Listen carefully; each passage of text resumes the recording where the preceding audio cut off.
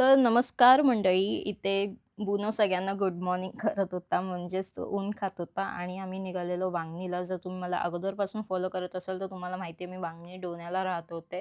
तर मग आम्ही पोहोचलो आणि मला थोडेसे फार कागदपत्र घ्यायचे होते. ते मी घ्यायला गेले होते घरी. कारण की घर पूर्ण 1 वर्ष बंद होतं. त्यामुळे भरपूर राडा झालेला घरामध्ये.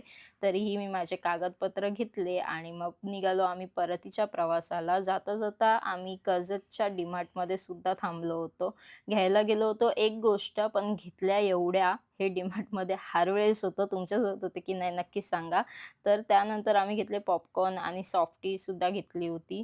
ती एवढी काही मला खास नाही लागली आणि त्याच्यानंतर आम्ही एक डिसिजन घेतला तो म्हणजे सॉल्टमध्ये जाण्याचा. कर्जतमध्ये एक रेस्टॉरंट आहे सॉल्ट म्हणून तिथे आम्ही गेलो होतो. अँबियन्स वगैरे खूप छान होता. आम्ही फोटो पण बघितले होते. मग विचार केला एवढं लांबून बघून काय फायदा, तर आपण जाऊन बघूया की नक्की कसा आहे हा रेस्टॉरंट आणि कसा नाही. सो गेलो पिझ्झा वगैरे आम्ही ऑर्डर केला होता आणि फूडच्या बद्दल बोलायचं तर अजिबात चांगलं नव्हतं. बिलो द एव्हरेज होतं सगळं फूड. म्हणजे फक्त हे अँबियन्सचेच पैसे घेतलेले आहेत मला असं वाटतंय. कारण की फूडला काडीची टेस्ट नव्हती.